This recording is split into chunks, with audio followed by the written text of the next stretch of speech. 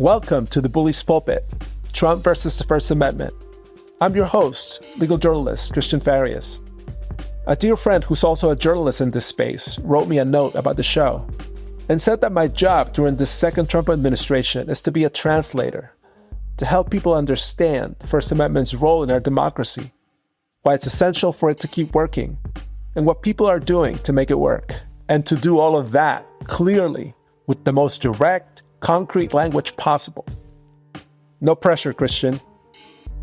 On this week's show, we'll explore the president's attacks on NPR and PBS and why this campaign to defund public media is really a campaign to control the message, to control the news and programming we consume, to control the way we think, and in the end, to control our ability to govern ourselves. We could not let this executive order go unanswered.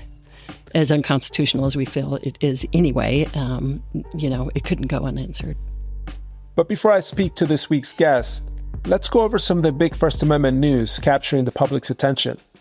The fire hose just keeps gushing.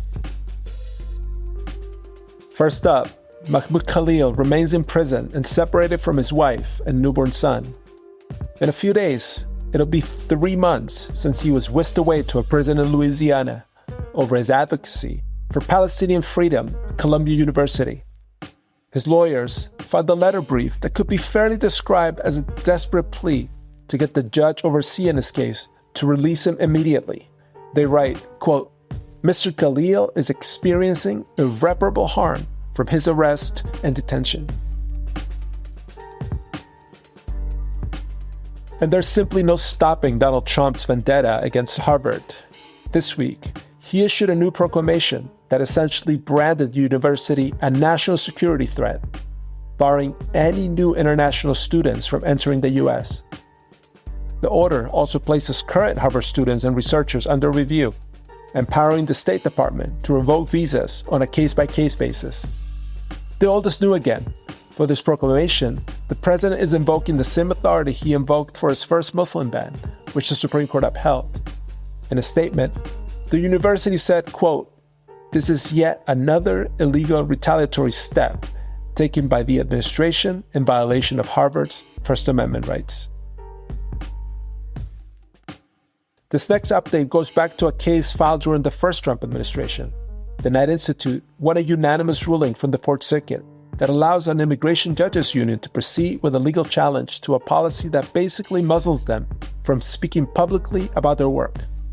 What's interesting and kind of wonky about this ruling is that the Fourth Circuit recognized that many federal workers these days have very few protections left, in part because Trump has dismantled the very agencies and mechanisms Congress has set up for this purpose. And you may or may have not heard that Trump has sought to destroy a number of small media organizations funded by Congress that broadcast news around the world. They're essential in providing news without fear or favor in places where press freedoms are under threat. Many of them, like Voice of America, are fighting for their lives, or are a shell or what they used to be. But Radio Free Europe lives on. It recently won a court order telling the government to release millions in congressional funds to carry out its operations. And I checked the docket, and it looks like the Trump administration is in the process of complying with this order. And in news closer to home, the Knight Institute filed a motion in its case challenging the Trump administration's policy of arresting, detaining, and deporting non-citizen students and faculty who participate in pro-Palestinian advocacy. The Institute asked the court to enter a protective order. This would prevent the government from retaliating against non-citizens who testify as witnesses in the upcoming trial. The government has 3 business days to respond, so stay tuned. And finally, the attacks on public media continue. The White House sent a rescission notice to Congress seeking to eliminate all federal funding for the Corporation for Public Broadcasting, which includes NPR and PBS. Both organizations, alongside local affiliates, have already challenged the administration in court under the First Amendment. But the rescission request is a different animal. If approved by Congress, it would deal a devastating blow to public broadcasting writ large. I'd like to pull in a thread from our news roundup and bring into our conversation Nadine Farid Johnson. She's the policy director at the Knight First Amendment Institute. and a person who has been tracking the executive and legislative actions against public broadcasting. Last month, Donald Trump sent an executive order to single out NPR and PBS for defunding. He called them biased. And as I just noted, there's this new rescission request from the White House. That's not a bill, but something a little different. And Nadine can tell us all about it. Nadine, welcome to the show. Thanks so much, Cristian. It's great to be here. Nadine, I don't know if you've ever gotten this, but I think you have a great NPR name. That's quite a compliment. Thank you. Do you have a favorite NPR or PBS show? Can be a local one or one from your childhood. My childhood favorite was 3-2-1 Contact on PBS. I think that was the best show of the 80s, hands down. Now my local station on NPR is WAMU here in Washington. That's great. Now, you're a policy expert. What do you make of this moment in general and the president going after public broadcasting very openly? You know, I think it's important to look at these attacks on public broadcasting in the context of the administration's broader approach to the media. We've now seen the White House exclude the Associated Press from the press pool. We've seen the longstanding practice of having an independent journalist association determine who has access to the president in the press pool usurped. So now the White House decides who gets that access in Oval Office meetings and the like. The administration's FCC has opened investigations into several media organizations, including ABC, CBS, NBC, and of course, NPR and PBS. And the president is involved in lawsuits against media outlets as well. And the commonality in each of these actions is an attempted thumb on the scale with respect to the media. It's seeking to cow the press. And the salvos against public broadcasting are perhaps the most expansive example of that effort. Now, you have a very cool resume. I mean, you have not just worked here in the U.S., but also have a broader view of the world. And I'm curious if you can tell me how everything that you just listed off compares to what's happened in other sliding democracies. Is it similar? Is it different? Yeah, so I think we have to think about this from the baseline. A free press exists to hold government to account. And a government that is unwilling to be scrutinized is one that is more likely to want to control the media's message and to limit the rights of the press as a result. So there are certainly degrees. As you noted, I've worked all around the world, and situations can range from the exertion of significant political pressure to the complete capture of the media. But that's the kind of thing that we in the U.S. tend to think of as happening somewhere else. We don't think of it happening here because the First Amendment protections afforded the press in our country are so strong. What's key to all of this, Cristian, is how much support a government has for the media, for its role, for what it does in the public interest. And I've worked on global free expression issues for a long time, and there's a very unfortunate trend in the increase of state-affiliated media all around the world. Now, you don't need to get too wonky with me, but are PBS and NPR engaged in government speech? And if so, why can't the president just shape their programming however he wants? Well, let's remember here that the Corporation for Public Broadcasting is not, by law, an agency or establishment of the United States government. And neither are NPR, PBS, or the local affiliates. Their employees are not government employees, and the government is not using or relying upon NPR, PBS, local affiliates to relay a particular message.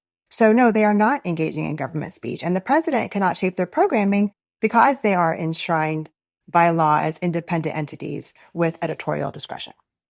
Now, not long after Elon Musk took over Twitter a couple of years ago, NPR left the platform very loudly and hasn't been back since after being branded, quote, state-affiliated media. Now, I'm from Chile, and so I know what state-affiliated media is like, but that's not what PBS and NPR are. Can you tell me how Congress set them up and why?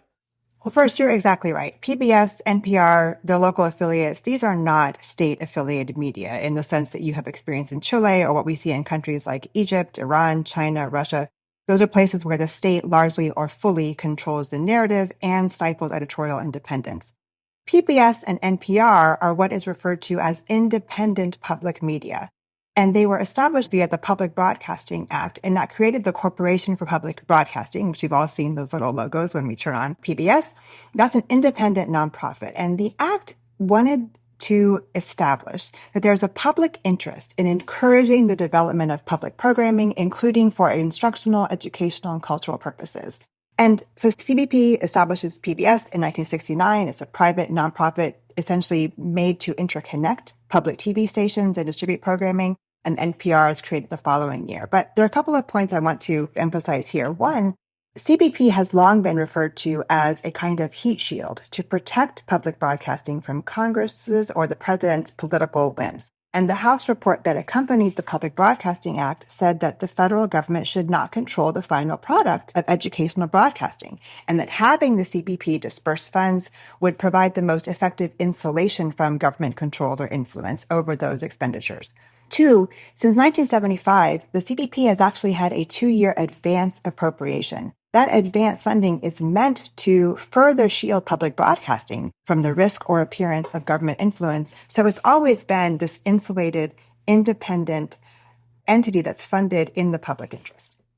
It's interesting, because it looks like Congress foresaw a lot of potential problems with an administration different from the one that instituted these policies, from trying to exert control. And now we're seeing precisely some of these mechanisms, these attempts to be dismantled. Now, the executive order targeting the funding for these public broadcasters was quite breathtaking, both the language, the tone, and also the substance. What are some of your big takeaways from it? I mean, there is a lot that is striking about the May 1st executive order. But at its core, as with so much of this, it seems to be about control, about who decides what is, to quote from the EO, fair, accurate, or unbiased. But honestly, Cristian, what's almost more telling to me is the language of the EO that points to the existence of government-funded news media as being both unnecessary in light of what it refers to as an abundant media landscape, and then, quote, corrosive to the appearance of journalistic independence.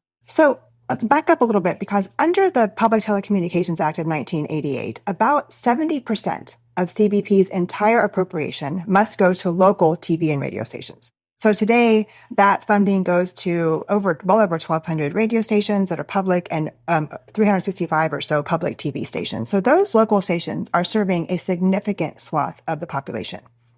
And I'm raising this because we are in an age of expanding news deserts around the country. 3/4 of those are in rural communities, and these local stations are a lifeline for these communities. But these attacks on public broadcasting aren't new. They're just cranked to 11 these days. I remember back during one of the Obama campaigns that Mitt Romney went after Big Bird, and that was kind of a huge deal at the time. And I'm curious, is this more of that? What's the history here? So from Nixon on, Republican presidents and members of Congress have targeted public broadcasting. Nixon proposed major cuts to PBS in 1969, right after its founding. Mr. Rogers actually came to the Senate. He testified against the cuts, and he was successful. We made 100 programs for EEN, the Eastern Educational Network, and then when the money ran out, people in Boston and Pittsburgh and Chicago all came to the fore and said, we've got to have more of this neighborhood expression of care. I think it's wonderful. I think it's wonderful. Looks like you just earned the $20 million. But interestingly, what really cemented public television in the minds of Americans was the airing of Watergate hearings. So that actually really, it raised awareness of and support for public television. So fast forward a few years, Reagan also vetoed bills that would have increased public broadcasting funding. GOP lawmakers accused it of liberal bias in the early 90s. In 94, then Speaker of the House Newt Gingrich threatened to defund CBP entirely, but that failed due to public outcry. Fast forward again, under President George W. Bush, there were several attempts to cut funding for CBP, but then Clifford the Big Red Dog showed up. They came to rallies, and Congress did not go through with it. And then, as you note, Mitt Romney also went after poor Big Bird. Naturally, NPR and PBS are fighting back against all these attacks. Each of them has filed lawsuits in federal court that raise the First Amendment as a defense. What are their main claims? So in terms of the First Amendment, the claims center on retaliation, viewpoint-based discrimination, and infringement upon freedom of association. I'm generalizing here because, as you note, these are separate lawsuits, but essentially NPR and PBS cite jurisprudence that reaffirms the government cannot use the power of the state to punish or suppress disfavored expression, and that the First Amendment prohibits government officials from retaliating against individuals for engaging in protected speech. They're also saying that the order constitutes impermissible viewpoint discrimination and interference with editorial discretion. They note the president's dislike of the balance of viewpoints expressed in their programming and his claims of bias in that programming. Well, it sounds like a slam dunk. Let's hope the courts agree. Now, as I mentioned during the news wrap-up, the White House, in an even scarier attack, sent a rescission request to Congress to pull all funding from public broadcasting. Nadine, putting on your policy hat, what's the play now on Capitol Hill? Right now, a lot of the current discussion is actually about the larger funding bill, but the outcry so far has been largely on the Democratic side. But I want to point out that Senator Murkowski of Alaska actually last month penned an op-ed in support of funding in a local paper for her constituents. And it's a good reminder that the bulk of the impact will be local, and that affects Americans of every stripe. Remember, too, that the presidential rescission request is a rarely used tool for a reason. It's asking Congress to undo its previous determination of resource allocation, and Congress isn't always willing to agree. So Congress has 45 days to act on that request. That puts it in mid-July, which is right after the July 4th, the goal for the broader funding bill. So it's going to be a very interesting and busy few weeks. And in a way, it's almost a recognition that the executive orders were bunk. I mean, you're admitting basically that you had no authority to try to pull funding in the first place. And now you're going through the right process of the rescission request. Well, it's interesting because the rescission proposal has actually been brought up now by NPR's head, Catherine Maher. And she says that that proposal is explicitly viewpoint-based and aimed at controlling and punishing content that it violates the Public Broadcasting Act, the First Amendment, and the Due Process Clause. So she calls that rescission proposal the biggest threat ever to public broadcasting. So it doesn't look as if NPR is going to back down.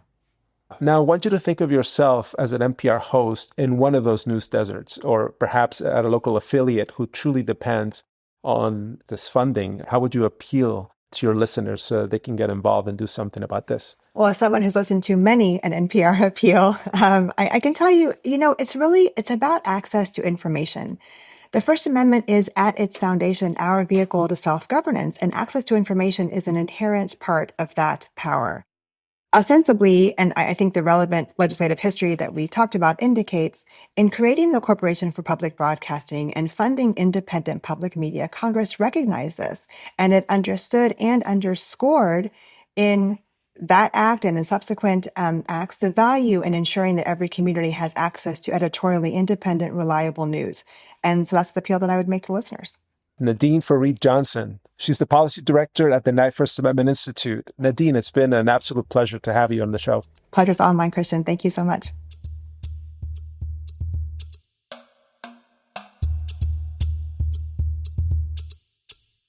And to give us a deeper sense of what these cuts would mean for communities all across the U.S., I wanted to talk with a representative of one of the plaintiffs in the NPR lawsuit against the administration.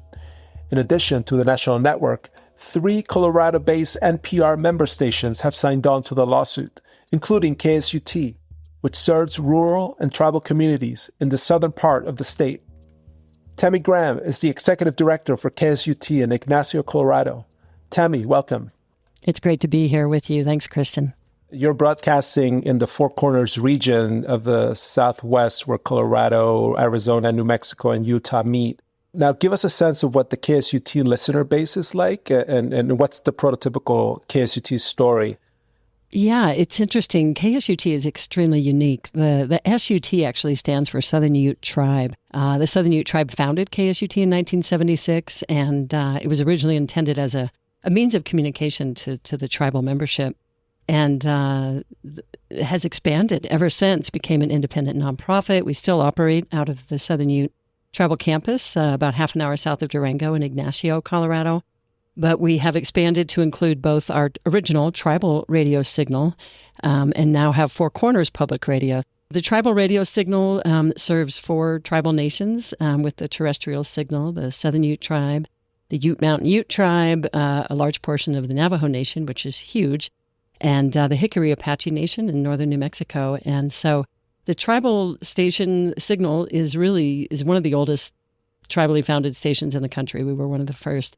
So there's a very distinct and unique audience that signal serves with contemporary and traditional Native American music, but also all kinds of other music, and a lot of programming oriented to a Native American listening audience. And then the Four Corners Public Radio signal serves 5 counties in southwestern Colorado and northwestern New Mexico and 14 distinct communities. So There's not really a typical listener. I'm really proud that we sort of serve as a bridge for the entire Four Corners region that's pretty diverse in a lot of ways, geographically, demographically, and politically, certainly.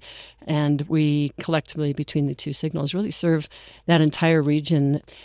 As far as a typical story, we really have, because we serve such a wide demographic area, had to make some choices as what kind of content to focus on with our reporting. And so the focus really has been on Indigenous affairs and news and information coming out of the region. So that's really been our focus. That's wonderful. And we actually have a short clip to kind of showcase what you guys do. Take a listen. This was the 14th year that the annual Native Resolution Youth Concert took place at the Southern Ute Fair. At this concert, people in black T-shirts and black leather boots moshed around. Now, Tami, when President Trump announced his executive order targeting NPR, what went through your mind? Did you and your staff have a huddle at the time? Yeah, we did. On the one hand, it was like, well, okay, no shock there. He's way out of his jurisdiction on so many executive orders, and including that one. And so we talked a little bit about, well, what's the potential impact here? It's, in our minds, it was clearly unconstitutional and illegal. Now, one key complaint that the president makes, and a complaint, honestly, that we've heard about public radio and TV for a long time, going on 3 decades, is that NPR's coverage is quote unquote biased. Now, knowing what you know about your own station's coverage, how do you respond to that? It's very clear to me that because of, and we all know NPR has, really stands up as one of the most fact-based, reliable news sources by many, many outside sources that have done various, ratings on various media reporting. I think it's really, he doesn't like that the reporting is honest and fact-based, because that's not the MO that many of us know this president operates on. It is a personal vendetta and control the media. I mean, it's very obvious, and his critiques of NPR is very targeted. And that's mentioned in the complaint, that was filed, is that this is clearly a vendetta and retaliatory because of him not appreciating the kind of reporting NPR does and PBS does, because it's not favorable necessarily to him. How does this executive order specifically affect the community you serve?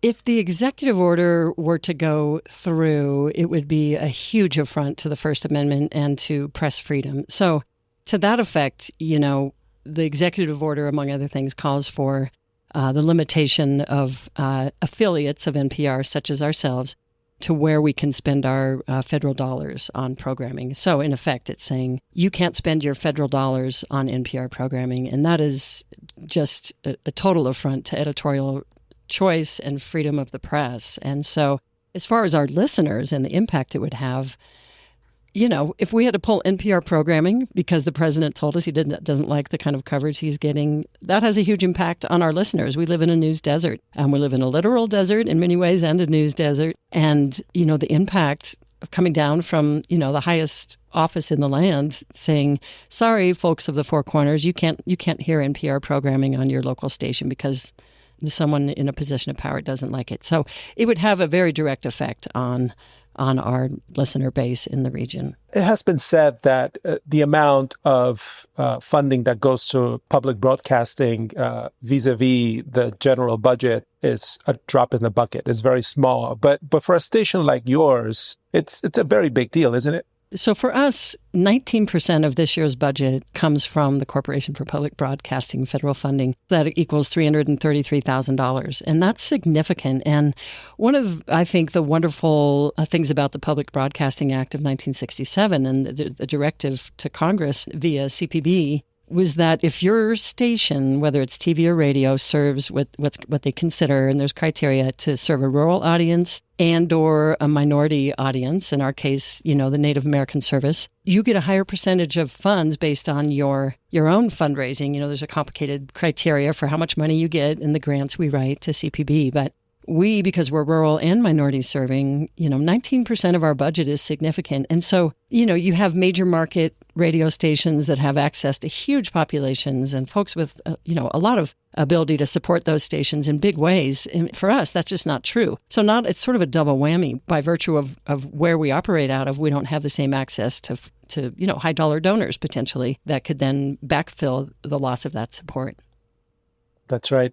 Now, it's been a month since this executive order dropped, and now KSUT naturally is one of the named plaintiffs in this lawsuit against the Trump administration. I imagine never in your wildest dreams did you ever see yourself suing the president of the United States. How did this decision come about? No, it's not something you think you're ever going to contemplate. Well, you might contemplate it, but much less be enacted. How did it come about? So ironically, I was heading to D.C. For what's called NPR Network Fly-In, and this was in early May 12th, which is a meeting that happens every year for the stations that can make it in the network to kind of come together and talk about business things for a couple of days. I got a call from two of the vice presidents of NPR on the Friday before I left, asking if we would consider being a plaintiff with NPR, and I was kind of blown away, and it was like, well, yes. My natural instinct was to say yes, like personally, yes. This gives me an opportunity for us to do something to make a difference. And then I had to stop and think, wow, this, the concerns around potential retaliation, like, we're a small fish in a very large sea of media entities, and would it put a target on our back and things like that. So immediately, of course, I consulted my board and also the Southern Ute tribe. We are independent of the tribe, even though they did found us 50 years ago almost. But it's important we have a very strong relationship with the tribe. And so we, over a period of days, received their strong support of moving forward. And so, we did it with eyes wide open, knowing, fortunately, as but we have pro bono legal support, all three Colorado stations that are the co-plaintiffs, which made it feasible for us to even contemplate. There's no way we could afford the legal fees associated with something at this level. So as it turns out, NPR had made kind of a strategic choice, I think for sure, to ask three Colorado stations. So simplicity's sake, all from one state. And then also because we represent kind of a microcosm between the three stations of the macrocosm of the kind of NPR stations that are out there throughout the country. So very small, rural, like KSUT, and including our service to tribal nations. Then Aspen Public Radio was also involved as very much a mountain community, serving mountain communities, and then a large statewide network, Colorado Public Radio. So that was the explanation to us from NPR when we all asked that same question, well, why us?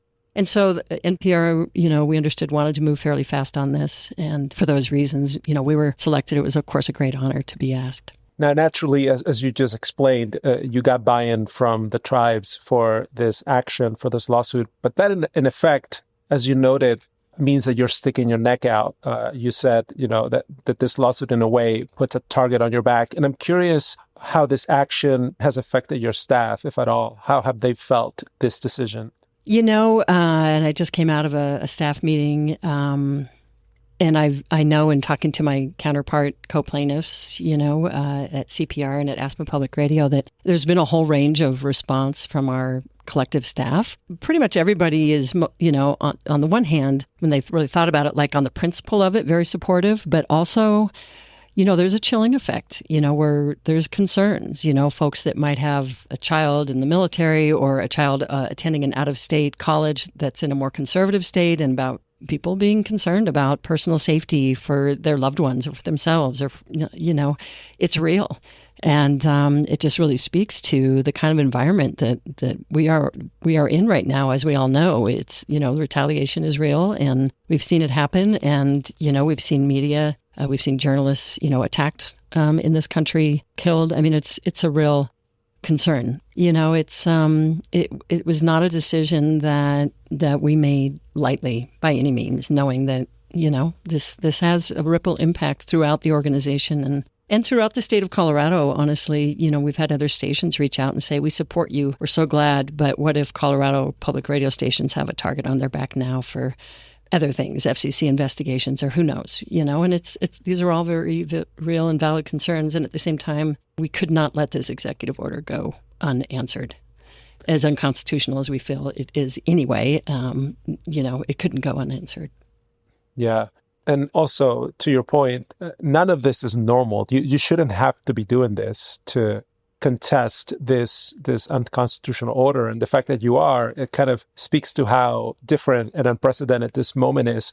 But with that, and with the fact that you're taking this stand, I imagine you're also hearing from other people in your orbit besides other stations. I'm curious, have you heard from listeners and supporters about your action? It's been incredible. 99% of the feedback we've gotten has been incredibly positive. Like I have a list of comments I could send you from, when people make a donation. And a lot of the response we're getting are people that have heard the story, say on NPR somewhere in their community, far-flung community from us. And they're sending us a donation and saying, thanks for fighting the good fight. Thanks for taking this up. Thanks for your courage, comments like that. And it's really been encouraging to get that kind of feedback, not only from, of course, our own listeners, but from folks all over the country. And, maybe we've had one negative comment, but it's really felt good to have that kind of response.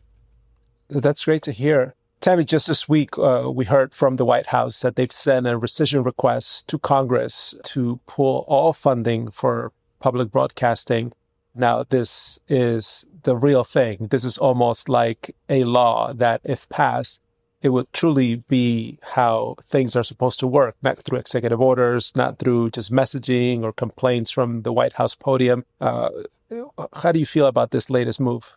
Well, one, it's, we're all exhausted, from fighting these fights in the public media realm. The executive order, yes, it's on principle, right? This is if Congress, after 50 years of bipartisan support, were to eliminate federal funding for public media, it would be a terrible day in America, honestly. And it would be terrible for all of the communities that are served by these funds. $1.60 annually is what the cost is to the American individual for the incredible support of hundreds, 1,000 stations, TV and radio, and the work they do. So it's a very real moment. It's absolutely our focus right now. We know the vote is coming right up, potentially next week in the House. We have a representative here in CD3 in Colorado that has the potential to flip and be one of the 4 or 5 that peels off. And so we're putting all of our efforts into advocacy and asking our listeners to do their part and make that quick call to their representatives, because this is a huge moment for public media. And yet, Tami, I'm not a Pollyanna, but I do think the fact that there are news deserts in Colorado and in many other places in the U.S., conservative states, liberal states, red states, blue states, I imagine this is something that a lot of people can rally behind, and it's not a partisan issue. Oh, absolutely. Absolutely. When it comes to emergency information, it's sort of like cutting FEMA. Like, it makes no sense, right? There's politically, how does that make sense, right? Hurricanes happen everywhere. And so, yeah, public media has had bipartisan support for many years for very good reasons, and from conservative legislators from Alaska, Wyoming, Idaho, over 50 years that always stand up and say, oh, no, don't you touch public media funding, because my constituents, it's a lifeline for them. And I sure hope that's still the case, and that these folks, some of these legislators, are willing to stand up and draw a line. And I guess to close us out, this has been a wonderful conversation, but I want you to reflect a little bit now that you've told us what KSUT stands for and the kind of programming that you carry. What role do you think public media and a community's access to this hyperlocal content play in helping people to govern themselves? Oh, it's absolutely essential. Freedom of the press underscores everything in a democracy. Without that, we see, multitudes of examples of, authoritarian governments shutting down, free and independent media because of the information, the knowledge of individuals and citizens to know what's happening and to be able to trust what they're hearing. So it's, this is a hugely impactful moment. And, the kinds of work that we do here at KSUT, I'm just going to go ahead and toot our horn a little bit. We have what's called a tribal media center. We do storytelling and content production and training for Indigenous youth and young adults so they can go and tell their own stories in their own words and go, become media professionals. And there's concerns like, we're going to have a target on our back now for doing that kind of work, which was already happening long before the executive order, right? Because it's considered whatever, DEI.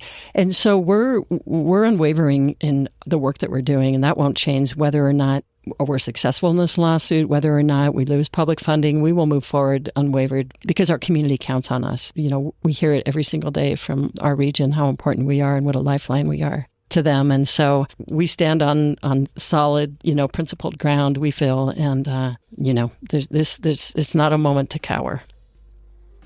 Tami Graham, we are rooting for you. Tami Graham is the executive director of KSUT in Ignacio, Colorado. It's been a pleasure speaking with you. Thank you so much, Cristian, for all the good work you're doing. That was Tami Graham, executive director of KSUT in Ignacio, Colorado. KSUT, Aspen Public Radio, and Colorado Public Radio are plaintiffs alongside NPR in a lawsuit against the administration. This is a case that we'll keep watching, as well as a separate lawsuit by PBS. And that's a wrap for today's episode. See you next week. The Bully's Pulpit is a production of the Knight First Amendment Institute at Columbia University. I'm your host, Cristian Farias. This episode was written by me and co-produced by Anne-Marie Watt and Candace White. Our associate producer for this episode is Kushal Dev. Fact-check-in by Kushal Dev, Ellie Fivas, and Ella Sohn.